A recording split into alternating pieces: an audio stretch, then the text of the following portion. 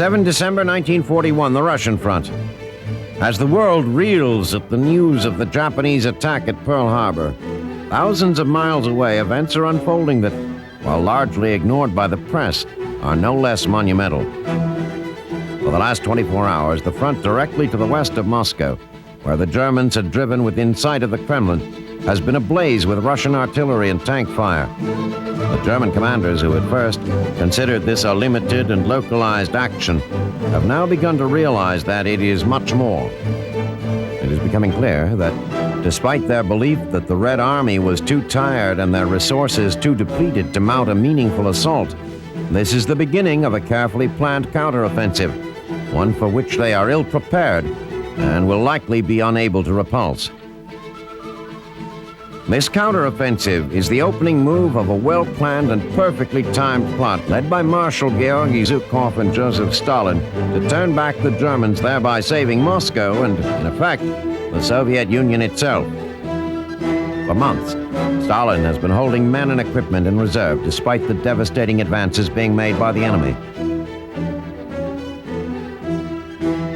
Also, when it became clear in late October that the Japanese intended to wage war in the Pacific rather than focus on their drive into China, Stalin began moving troops from Siberia west to Moscow. Having gathered the necessary men and materiel, Zhukov and Stalin waited for the right time to launch their attack. The moment when the Nazi troops, having advanced too quickly to establish adequate supply lines and ill-equipped for a winter battle they were never supposed to fight, would be most vulnerable. On 29 November, the harshest winter in years pushed temperatures to 30 degrees below zero. German troops began freezing to death, and their trucks and tanks became immobilized. A confident Zhukov reported to Stalin, "The enemy has been bled white." The time had come. Now the Russian armies directly in front and to the north and south of Moscow are unleashing their fury and doing what no military, political, or diplomatic force has been able to do since Hitler began his rise to power in 1933. They are forcing the Nazis to retreat. For the first few days, the battle is hard-fought and the gains are small.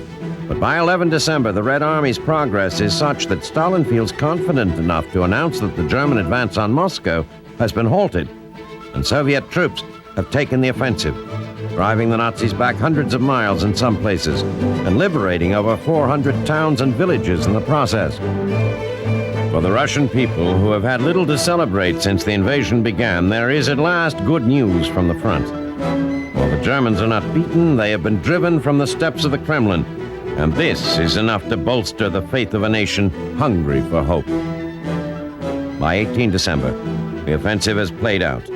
The Red Army, having gained all its initial objectives, now awaits reinforcements, while in Berlin, the German High Command reports, erroneously, that the harsh winter has forced the Wehrmacht to fall back and take up defensive positions. So while the rest of the world focuses on the Japanese attack and America's entry into the war, they have overlooked an event the consequences of which may be no less monumental. After years of unbridled aggression and unchecked advances, the dominion of Adolf Hitler and the Third Reich, rather than expanding, has been diminished.